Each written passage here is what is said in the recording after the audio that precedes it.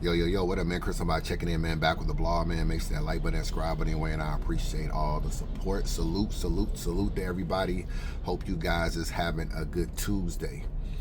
So anytime there's a battle rap event and it's a lot, a big battle or whatever, a big event, there's always residual effects that go on from the battle. And I feel like this battle right here is going to be one of these battles that we talk about for a long time. One of the things that we, all the ramifications, all of the stuff that happened is stuff we talked about, we're going to talk about for a long time. And even though Eazy is one of my favorite battlers, he's probably like, if I took a list of battlers that I like to watch, it's Eazy, it's Hitman, it's Tay Rock, it's Sue Surf, obviously. Those come to mind like really quick of battles like must see. When they have a battle, I must watch. Y'all know I give Eazy a lot of support on some of the hate he gets. He definitely gets hated a lot. I do feel like I did all that. I said some people hate on him because he was able to survive the machine. When I talk to my homeboys, they be like, yo, Chris, that ain't why niggas be hating on Eazy. They be like, yo, the nigga is just, he's just dishonest and he broke a lot of trust with the fans, and it's just he always says stuff, does stuff, and then it just seemed like he plays a victim. I don't know if you guys saw the D.I. and Henny Man interview that dropped. It dropped overnight. I think it dropped like, I don't know, it was like 7-8 hours ago, so it dropped in the middle of the night. That interview is with his brother. And his brother is saying a lot of things. I didn't even know Eazy had a brother or whatever. It looked like he got a couple of them, to keep it real with you. We learning more and more about Eazy's family. He got a J3 with him. He got a sister. He got a couple brothers, stuff like that. We can't control who's in our family, no big deal. But his brother said some interesting things. He said that he did confirm, I guess they got another brother. I guess he did confirm that his brother was basically a rat. You know what I'm saying? And Cassidy said that in the battle. He said your brother is getting people locked up and your brother is a rat. And he confirmed that. And he said that Eazy basically cut the brother off. And he says that he handles his brother kind of like, like a long stick or whatever. Like he didn't cut him off, but he moves differently in how he handled him. Now, I say, what's the big deal about that? Eazy did a space yesterday with Verb. Maybe yesterday, day before yesterday, whatever. He did a space. And in the space, he talked about, he kind of like downplayed the whole snitch thing. He's like, where's the paperwork? You put snitches on people, you got to provide the paperwork. So he basically tries to act like Cassie just has a bogus ankle. You know what I'm saying? He was like, yeah, the nigga's talking about my brother and all. Like, what is that? You got snitching, you got supposed to do the paperwork. Only to find out his brother is saying like, yeah, my brother was caught up in some rat shit and Eazy disowned him. Like, Eazy don't even fuck with him because of that. And I'm just like, that's a very, very minor thing to lie about, because Eazy cutting him off is just basically saying, I think you're a rat, I'm not fucking. Eazy don't lose any points for how he does that. Like, he could, like, I'm not cutting my brother off for nothing. Like, that's my family, that's my blood. You might look at people differently, but to say I'm cutting someone off, like I ain't fucking with him no more, I'm not necessarily doing that. And a lot of people kind of at this point don't even look at Eazy as a street nigga, damn near. They are almost looking at him like you cutting your brother off on some street shit, and we don't even believe you was really trapping in Philly and all this other stuff. You have that. Okay. Then in the space, he talks about the Twerk situation and that he knew Twerk wasn't going to show up to the battle on Sunday. He still was going over his bars, but deep down inside, he knew Twerk was going to no-show, making it seem like Twerk was just on some more Fugazi shit, because you remember we were wondering if they were going to do the Twerk battle. Twerk goes online and he says, I was in Philly all weekend prepared to battle. I'm not the reason the battle didn't happen. Y'all have a nice day. Eazy then goes on Twitter and says Twerk didn't cancel the battle. I didn't want to battle twice in one day. I was trying to redo the Cassie battle. That was like kind of more important than doing the Twerk battle. So he basically was saying he pushed the Twerk battle back, and that that he was trying to focus on the Cassie battle. And Tati, in defense to her, she tweeted that Eazy backed out of the twerk battle. A lot of people was grinding her up, saying blah, blah, blah. But come to find out, I was grinding her up too. But I wasn't saying she was lying. I was just basically saying I don't ever hear you talk about when he backed out. But people were saying she was lying. She wasn't lying. Eazy, in a space with Verb, is saying Twerk wasn't going to do the battle, only for Twerk to address it and Eazy have to backtrack and say, oh, I'm actually the reason they didn't do the battle. Bro, the amount of lies Eazy be doing, bro, is like low-key disturbing. Because it don't even be lies for no real reason. Like, we know what men have lied about. Like, they got caught cheating and they lied. Or they stepped out on their wife and they lied. Or, you know, they don't want to go to work, so they do the I'm kind of sick today, and you lie. Some of these lies are like, why are you even lying? Just be like, yo, everybody is gonna understand. I was supposed to battle Twerk. I'm more interested in the Cassidy battle because there's more money involved. It's more pressing battle. We got more energy going on, and the longer this shit go on, shit might not really happen. So I'm not gonna do the Twerk battle today. I'm gonna do the Cassidy battle today. We'll understand. But somehow you tried to throw Twerk under the bus. Your brother being a snitch and you cut him off, we will understand. But somehow you're trying to discredit Cassidy's bars as if they're like fake angles, only for the brother to confirm it's a real angle. And the brother even went further to act like he said y'all basically born in Philly and moved to Pottsville. This is what your brother says. Like all y'all niggas. And then he's talking about like, yeah, I can tell you what block I was on. I could tell you what block we was born on. Basically saying I don't know what the fuck this nigga talking about. Like he don't know a block. I know a block where I was at. And it's just kind of like, and maybe you and your brother didn't grow up the same or whatever. I don't necessarily know, but somehow your brother went to Pottsville too. So now this Pottsville shit just takes a whole nother angle. Your brother throwing you under the bus. I don't know. Maybe y'all don't got a great relationship. But I'm like, bro, this battle is kind of reshaping how people look at Eazy, like even more. I know, granted, people always knew Eazy lie. I say that a lot of times, like, yo, nigga just be lying.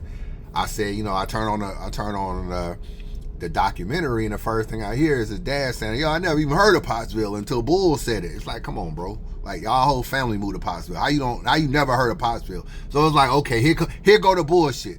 So I didn't pay a whole lot of attention to that situation, but it's just kind of like it was in a documentary, and if you're gonna go through the whole documentary, then you gotta just, like, what's the use of doing it if you can't be completely honest? And I told you went through the same problem I did. I did a redemption blog. I tried to talk about stuff in the middle of dealing with a case when I knew my lawyer was telling me I couldn't talk about stuff. So I tried to give y'all about damn near 85-90% of what happened without knowing I can't talk about another 15%. And when niggas broke that shit down, it was like, yo, Chris ain't telling the truth. Chris lying. And I was telling the truth, but it is true that there was some parts left out purposely on my fault. So I understand why people felt a certain way. I can get on camera right now and be like, that's my mistake of underestimating the climate we live in with battle rap and people finding shit, exposing shit. Now, I told you, niggas keep going further and further in battle rap. Niggas done found your brother now. This is new shit that go on in battle rap. They'll find your brother, they'll talk to your sister, they'll talk to the J3 nigga, they'll do whatever they can to continue to find out stuff. That's why you gotta be honest. And I always tell you, get ahead of your bullshit. Nobody can get ahead of it for you. And lies need company. And Eazy, y'all keep talking about, well, Eazy just lied because he was trying to protect Rem. Eazy lie about everything, bro. It don't even like so much stuff. John and Don, 25K. We got 25K on the floor. It's going down. Money on the floor. It's no money on the floor. He does a video laugh. I just was trying to hype the battle up. It's just a lie. It's just a lie. You got Disaster. He battles Disaster, bro. I saw that Angry Fan interview yesterday, but it is true. He gave Disaster an NDA, but he gets on camera and he says it's the same NDA all the Chrome 23 people get. No, you knew you was fucking a married man's wife, and you didn't want Diz to talk about it, and you thinking you're the A side and Diz is the B side, and Diz needs you because he's fishing for a battle. Y'all agree to do the battle, and you try to tell Diz he can't talk about Papoose. So what does he say? Do you know what rhymes with gap tooth? Takes off his shit and pulls the shirt, Papoose. And he's talked about how you introduce NDAs in battle rap, and that's not how battle rap is done. So he grinds you up, and it was really true. There was an NDA of trying to silence the Papoose shit. But you go through a lot of trouble. You send it to Drizzy, and you got Drizzy going online acting like the NDA didn't say nothing about. Bro, you didn't send a real NDA. Niggas behind the scenes is like, yeah, he don't want them talking about Pap. But that's what battle rap is. You talk about whatever you want to talk about. That's why when Geechee Gotti battled you next, he said, I'm talking about whatever the fuck I want. I wish the nigga would give me an NDA. And ever since then, niggas been talking about it. Okay, you got that. Bro, Rosenberg Raw does this video yesterday, very damaging, bro. He says, I don't know why the fuck you name dropped me in a documentary saying you can ask Froze. Froze know about the recording and that Henny Man recorded it. Ask Froze. Froze will tell you. He does a blog like, yo, I don't even know why he even put my name in it. I don't know anything about Henny Man recording anything. And I never told him that. It's just like another lie or another exaggeration or whatever the case. You really don't know who recorded you now, bro. Like, it is true that maybe Anwar was on the phone with you and maybe he recorded you and he ain't gonna put it out. He'll just give it to other niggas. So maybe there is a possibility that Henny Man didn't quote unquote record you. Anwar recorded you and somehow it just was given to Henny Man. That's a possibility. Or it's a possibility nobody has anything to do with it because you initially say you thought Raw recorded you. So it's like, bro, you remind me of P. When I first talked to P about the Verb recordings, right? I'm talking to P. I'm like, yo, who recorded you? Like, who you talk? Bro, you'll never believe the first name he told me, bro. He said, yo, I don't know who it was. At first, I thought it was Blue Cocaine. Blue fucking Cocaine, bro. A female who battled on RBE versus Yoshi, who's never battled on URL. I said, P, why the fuck are you talking to Blue Cocaine, bro? She like battle on RBE like that. You don't even fuck with RBE. Oh, I was trying to book her for a battle and I was just talking to her behind the scenes about stuff going on. No, you trying to fuck. And that's what y'all niggas do. You this pillow talking ass nigga is talking to Blue Cocaine about shit going on with URL business. You think she recorded you. So she's an option of one of the people that might have heard some stuff. Then you thought it was me. You know, you like, man, Chico told me it might have been you. Bro, I don't fuck with Verb. I'm not giving Verb no recording. And I actually fuck with P, so I'm not going to record him anyway. And I ain't recording nobody. But then you thought it was Vada. Then you thought you don't know who it is, bro. You just looking around at people that you just don't like. And you're just saying shit. You the same thing going on with Eazy, bro. The same thing. And Raw is just like, yo, I'm not caping for you. I'm not doing this. I don't know why you name drop me in a documentary. So I guess the documentary has yet another lie in it. Okay? Then we already know about the Pap Punch. It's like lied about that. I kind of get that a little bit, but at the same time, you just should have just been like, yo, the nigga just snuck me, or whatever the case may be. It's just the lies just keep adding up, bro. It just keep adding up. And I feel like we're going to look at this battle, whether it gets reset up, redone, anything, and we're just going to be like, a lot of your credibility got killed in this situation. You telling bloggers not to fuck with Henny Man, or you not fucking with them. I mean, Battle Facts and Angry Fan interview Henny Man after that statement. Are you gonna fuck with Battle Facts and Henny Man? I mean, Angry Fan anymore? I think yes. So this is probably gonna be another situation where you gonna pop up on one of them lives and look like a nigga that caved and lamed out. So you just this stuff that you just be saying that we don't even know if it's really true. That's why we don't really know why the battle didn't go on. You're trying to say this, and this, and Cassie didn't. We don't even know, because that's why I say TBL should come out, because there are just too many lies. And I told y'all, Eazy will do anything he can to save his ass, bro, and make himself look better.